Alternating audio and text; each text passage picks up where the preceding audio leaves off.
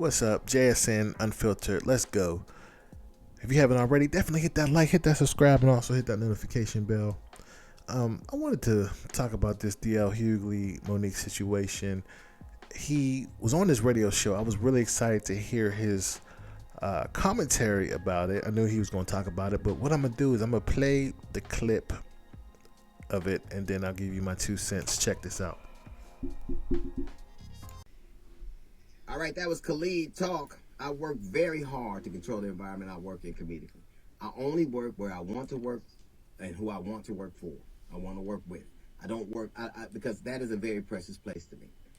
I've been offered a gig, a couple of gigs, 3 or 4 gigs to work with Monique in LA, in Brooklyn, in Houston, and I turned them down because I didn't think it would work. So after talking to a lot of people, and one of the very people in this room about how things are different, 2 of the very people in this room, as a matter of fact, and how things are different, and look at how things are coming around, I decided it would be wrong for me not to give somebody a chance based on things that they'd never done to me. That would have been wrong to me. And when she talks, she goes on her diatribe and she talks about me having my feet under her table. That was at her invitation.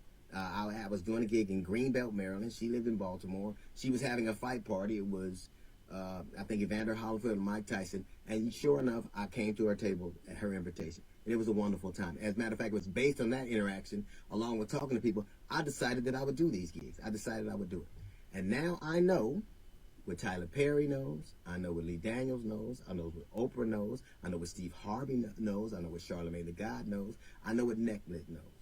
Saying yes to Monique is an occupational hazard. Now, we're playing a gig in Detroit this weekend. I know I'm going on at 9:45. I leave the hotel. I get there around 9. Monique had just gotten there. She's supposed to be there at 8:40. She had just gotten there, gone at 8:40. She got there at 8:38. What Monique was trying to do was to slow walk the show. She didn't end up getting on for 30 minutes. The oldest trick in the world is, if I want to change the order and I don't have merit, I'll try to make people wait so long that everybody gets nervous and go, please, just go on so we can avoid a conflict. That didn't happen. Monique got on stage. Monique actually felt like she had merit. She would have done 1 of 3 things. Either she would have took it up with the promoter, and she did, and the promoter said, we're going on, and whether you're going or not, that's a different thing.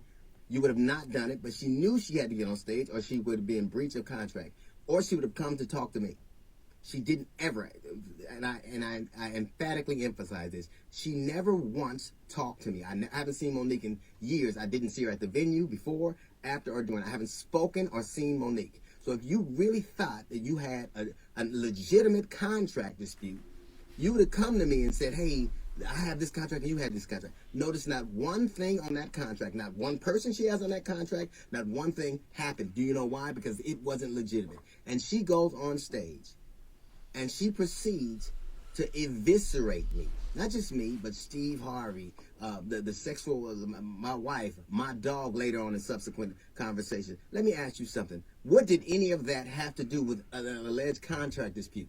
What did Steve Harvey have to do with your contract? What did I have to do with your contract? What did my dog have to do with your contract? What does my wife have to do with your contract? You wrote your contract, you and your daddy. You proceeded to say things that were so patently insulting that it was galling. It was galling. You asked in subsequent conversations why I have a dog, a support dog. What kind of person has a support dog?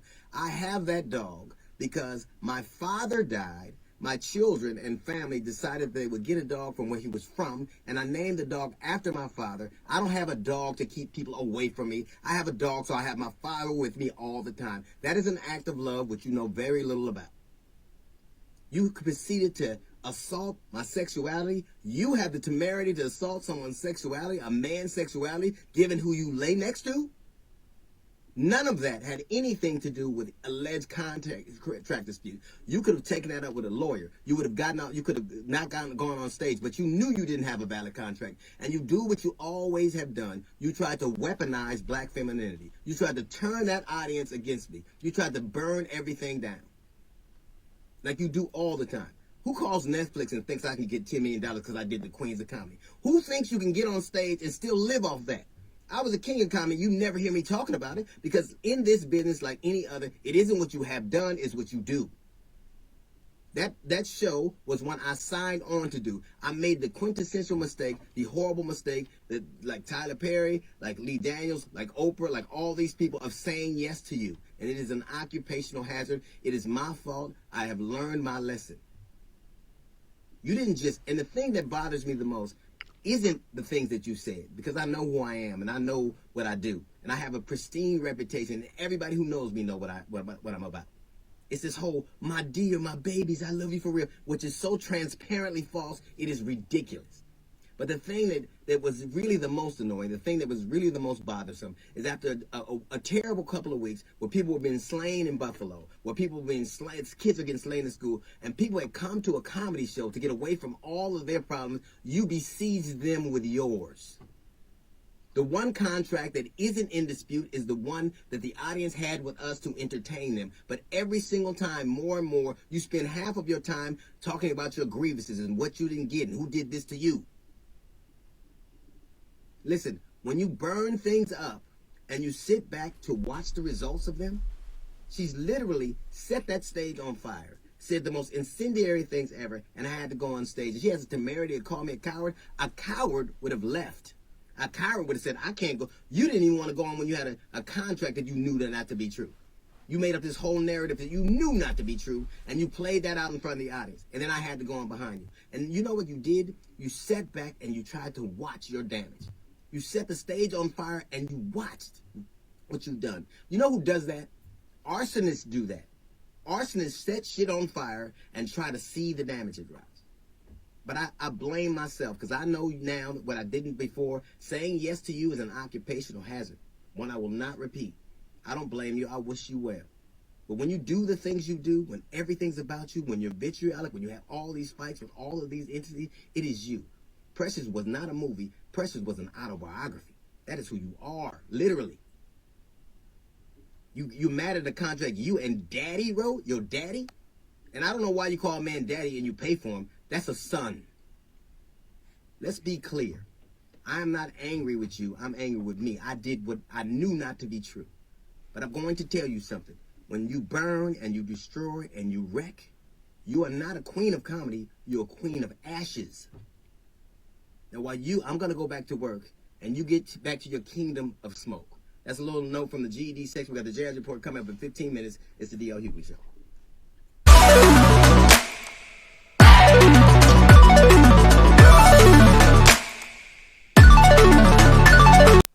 Now I'll show the full clip at the bottom. Just go to the comment section. You can see the full clip of this interview. But I have to rap with D.L. Hughley. Now I'm not a fan of D.L. Hughley on other things, but I'm fair. I don't really like him, but I'm fair on this part. He is the victim when it comes to this. Now, Monique should have focused more on the promoters. It wasn't his responsibility, according to other comedians. Like, I listened to Ricky Smiley, Lunel, and it was really on the promoters. And honestly, it shouldn't even have mattered. According to Lunel and others, they were saying, hey, if you want to go behind me, that's on you. So just focus on your craft. Well, Monique, all she did was focus on bashing another man because she didn't get her way. And really, she's not mad at DL. She's not mad at Lee Daniels. She's not mad at these people. She's mad at her father, and she's mad at her brother. See, her brother molested her, and she's mad at the world. This had nothing to do with black sisters being mistreated, because you're not. You're a rich woman in America. You made it through the slums. You made it with your talent. You got a chance to get on TV shows, and you did your thing from Baltimore. Right? Now, I know you want to take it to another level, but there's levels to it. So what you should have done, instead of like what D.O. said, you try to blow up the stage and burn it and watch it.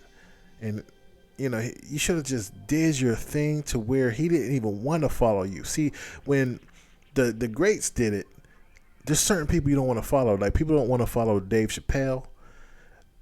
The original king of comedy, which I miss so much, is Bernie Mac. Bernie would have burned that stage down no matter where he was at.